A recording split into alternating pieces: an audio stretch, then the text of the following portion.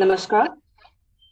जैसा कि आप सभी जानते हैं कि कोरोना काल में और पोस्ट कोरोना काल में लोगों में तनाव, एंजाइटी, डिप्रेशन ये विषय जो है लोगों को काफी परेशान करता रहा है। इसी बीच में एक शब्द निकल के आया, हीलिंग। लोगों के बीच में हीलिंग विषय पे काफी चर्चा होती रही है और अब लोग इस हीलिंग को एज अ थेरेपी यूज कर रहे हैं to come out from depression, anxiety and other mental issues. तो इसी विषय में आज बात करने के लिए हमारे साथ मौजूद हैं ईश्वर गुरुजी, जिन्होंने हार्वर्ड यूनिवर्सिटी से बुद्धिस्ट स्टडी में पीजी किया है और अब परम अंता सुखम के साथ एज ए स्पिरिचुअल गुरु भी वो जुड़े हुए हैं। स्वागत है गुरुजी आपका। Thank you Nidhi, thank you very much. तो गुरुजी, आप हमसे आपसे जानना चाहेंगे कि क्या एनर्जी हीलिंग और आध्यात्मिक स्पिरिचुअलिटी में अंतर है या हीलिंग स्पिरिचुअलिटी का ही एक हिस्सा है? Healing definitely is a part of his spirituality, because I mean, when we talk about spirituality, spirituality also constitute healing your entire being, right? Because if you cannot really heal your body, then you cannot really attain the higher state of your mind. So that's why healing your body is extremely crucial in the path of spirituality, definitely.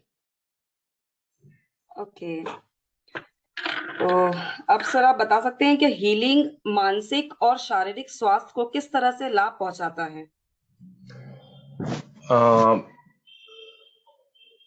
Few decades ago, there was a kind of a paradigm, in Western academia, let's say Western psychology, that body and mind are different.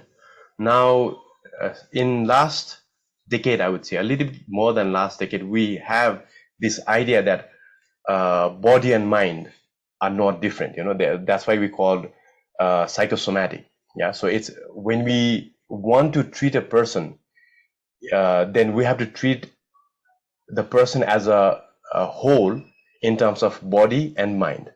So without the body being healed, it will be difficult for the mind to heal, and vice versa as well. If the mind is not healthy enough, then it will also impact your body.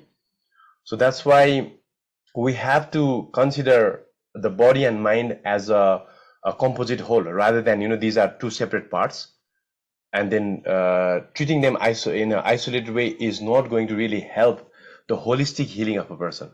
That's why that's very crucial now, and that has become now slowly the kind of a paradigm in Western energy healing and Western psychotherapy as well. Slowly, it hasn't taken the mainstream yet, but slowly it's happening. Okay, thank you. आजकल ये sound healing है, vibrations है, ये आपका ध्यान की क्रिया में काफी ज्यादा यूज होने लगा है, साथ में हीलिंग के भी। तो किस तरह से इसका इस्तेमाल होता है? Sound, as we know, in our spiritual tradition, whether it might be Buddhism or Hinduism, we do use mantras. Yeah, mantras has been an integral part of our spiritual path. So that's why sound does impact different layers of our existence. Our social existence, our psychological existence, our spiritual existence. So by tapping to certain vibrations, certain frequencies, we can totally alter the state of our being, actually, not only the state of our consciousness, but the state of our being. That's why sound healing definitely has a very bright perspective, I would say. And then it has not become a mainstream healing system yet, but I think the more people will be aware about this kind of healing system, it will definitely bring about a new vista of healing in the world, specifically in South Asia, I would say. You mentioned that it's not a mainstream yet, but it is not. Yes. You have studied in Western countries and now sound healing का आजकल जो हम mainstream में लाने के लिए हम इस्तेमाल जो कर रहे हैं, Western countries में it became a profession. So how it will develop in the Eastern countries like Nepal and India? What's the future of sound healing in Nepal? Thank you, Nidhi, for the question. I mean, in West also, it has not been accepted as a mainstream healing system, obviously. Yeah. I'm now talking about general medicine, which has not accepted alternative medicine yet. But even within the field of alternative medicine, sound healing has not taken up, the mainstream, right? Because people are not yet aware about sound healing. No, I mean, some people are aware and they are taking the benefit, reaping the benefit of sound healing. But in East, we have been using sound healing, as I mentioned you earlier, in the form of mantras, in the form of chanting, in the form of sometimes, different kind of musical stuff, yeah. But the kind of sound healing that has taken up in the therapeutical world has to be brought into the mainstream alternative healing as well, yeah. So that's why it will come about when people will be aware about it, when people will know that it can definitely impact our being, it can definitely heal those aspects of our existence that cannot be addressed by mainstream healing, or let's say psychotherapy, cognitive behavioral therapy, and those kind of stuff. But it has to be brought about into the aware of the general Indian psyche, let's say, or general South Asian psyche. It has not been brought into awareness yet, and that's our work probably. Antah Sukham is trying to do that. Yes. Sound healing or other energy healing, how does it affect positively on the mind and the personality, overall personality?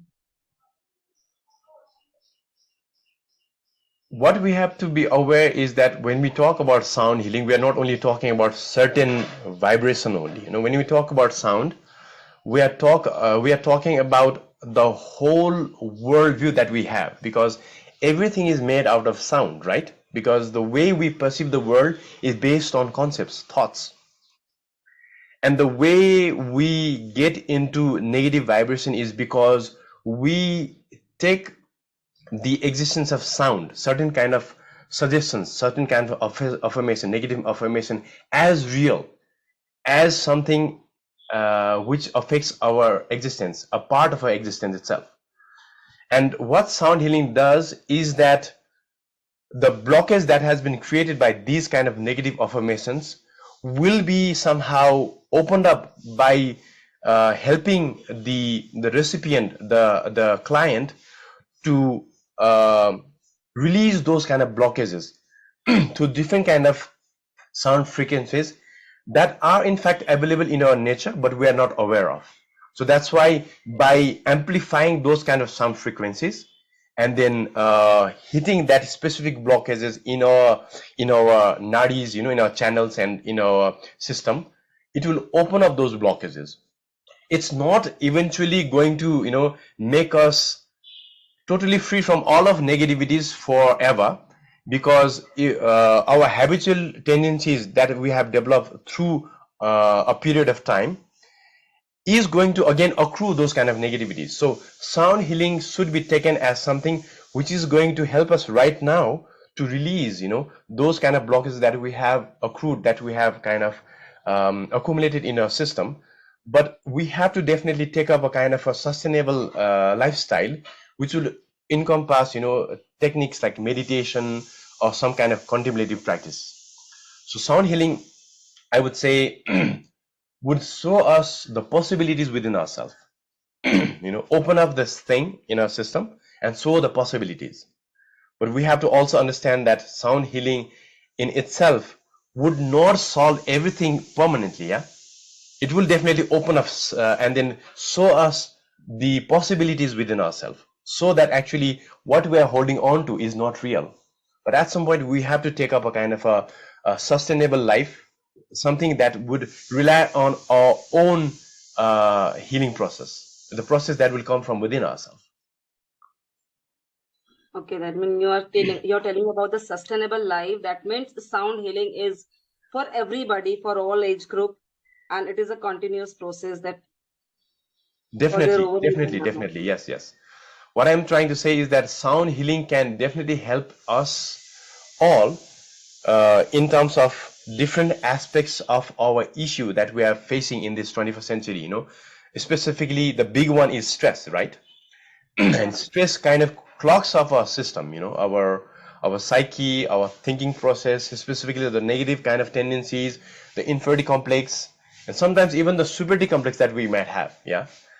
And then those kind of complexes will block our system, and sound healing will definitely come handy in terms of opening up those kind of the blockages. And it does not really have to do with certain age group. It definitely will help anyone who is cognitively sound and who is able to receive the kind of energy that has been provided by the healer himself or herself. Yeah. Sir क्या गुरुजी healing जो है वो बिना किसी बाहरी माध्यम के भी संभव है? Is it possible without an exterior medium? Yeah, of course. Yeah, definitely. But I mean, that definitely requires initially some kind of guidance in the beginning. But at some point, when you know how to really acquaint yourself, with your psychosomatic system, then definitely you can be your own healer. But for that also, you need some kind of initiation by someone who is experienced in that kind of healing, right? Okay. एक बार हमारे audience के लिए आप और बता सकते हैं कि to come out from the anxiety and depression, how they should take the sound healing therapy and why it is necessary for them. Last एक message.